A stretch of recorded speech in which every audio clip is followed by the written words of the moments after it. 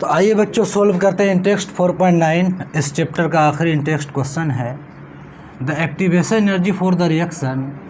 इस रिएक्शन के लिए एक्टिवेशन एनर्जी दिया हुआ है 209.5 किलोजूल पर मोल और टेम्परेचर दिया हुआ है। तब calculate the fraction of molecules of reactants having energy equal to और ग्रेटर देन एक्टिवेशन एनर्जी। तब क्या निकालना है? रिएक्टेंट के मॉलिक्यूल का फ्रैक्शन निकालना है जिसका एनर्जी बराबर या बड़ा होगा एक्टिवेशन एनर्जी से। ठीक है, तो इसके लिए यानी ये जो टर्म हमारा दिया हुआ है fraction of molecules of reactants having energy equal to और ग्रेटर देन एक्टिवेशन एनर्जी, इसको हम लोग डिनोट करते हैं x से, जिसका फार्मूला हो जाता है e के पावर माइनस EA/RT। ठीक है, फ्रैक्शन के लिए ये फार्मूला हो जाता है e के पावर माइनस EA/RT।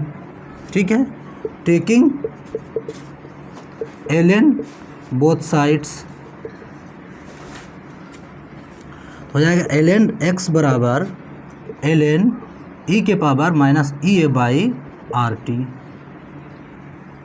ठीक है, ln x बराबर ln e के पावर ये है तो कहाँ आ जाएगा? ये पहले आ जाएगा यानी e माइनस EA/RT आ जाएगा और ln e का वैल्यू बराबर 1 होता है तो ये कैंसिल हो जाएगा, ये वाला टर्म खत्म हो जाएगा। हमारे पास सिर्फ इतना सा बच जाएगा ln x बराबर माइनस EA/RT।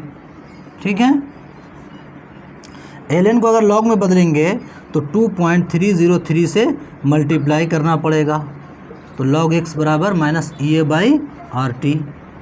ठीक है, ln को log में बदले हैं तो 2.303 से मल्टीप्लाई किया है तो log x बराबर ये इस 2.303 को यहाँ ले आए तो log x बराबर माइनस EA/2.303 इंटू RT। अब वैल्यू पुट कर दें, log x बराबर माइनस EA कितना दिया हुआ है 209.5 किलो जूल पर मोल है तो जूल पर मोल में लाना है तो किलो है तो उसको क्या करें 1000 से मल्टीप्लाई कर दें यानी 10 की पावर 3 से मल्टीप्लाई कर दें।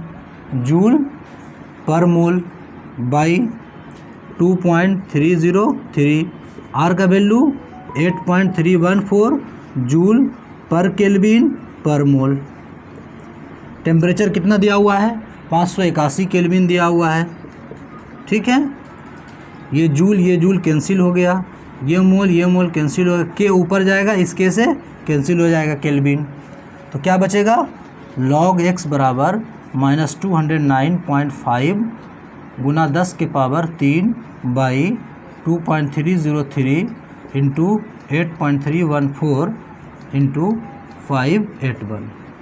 इसको सॉल्व करने के बाद वैल्यू हमारे पास आता है माइनस 18.8323।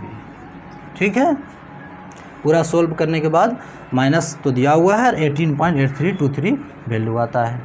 ठीक है, अब दोनों तरफ एंटी लॉग ले लेते हैं, दोनों तरफ anti log, taking anti log both sides, anti log log x बराबर एंटी लॉग माइनस 18.8323। ठीक है, एंटी लॉग कैंसिल हो जाएगा, बच जाएगा हमारे पास x बराबर एंटी लॉग माइनस 18.8323। ठीक है,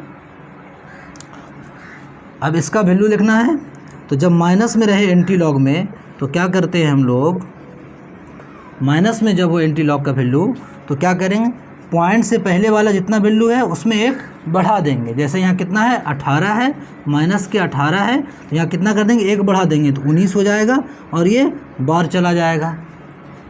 ठीक है, और पॉइंट के बाद वाला जो वैल्यू हमारा है इस पूरे वैल्यू को 1 से घटा देंगे। ठीक है, तो यानी 1.000.8323 तो 7761 आ जाएगा, 19.1677 आ जाएगा। एंड 19.1677। 19 के क्या हो जाएगा, बार लग जाएगा, ठीक है। फिर x बराबर ये जो 19 का बार है ये कहाँ चला जाएगा, 10 के पावर माइनस 19 हो जाएगा, 10 के पावर माइनस 19 हो जाएगा, यानी 10 के पावर में चला जाएगा, माइनस के साथ वैल्यू हो जाएगा। अब इसका वैल्यू देखना है तो एनसीईआरटी की बुक में कितना देखना है, 0.16 का 7, दो डिजिट से लेते हैं, 0.16 का 7, तो 0.16 के 7 में कितना है, 1469, कितना है 1469। तो ये कितना देगा, 16 के 7 में एक और 7 है, तो एक और 7 के लिए या फिर यहाँ 7 दिया हो, इसका वैल्यू 2 आ जाता है, तो इस 2 को इसमें ऐड कर देंगे तो 1471, ठीक है। तो क्या करेंगे, बाएं एक डिजिट छोड़ करके इसमें पॉइंट लगा देंगे, ठीक है।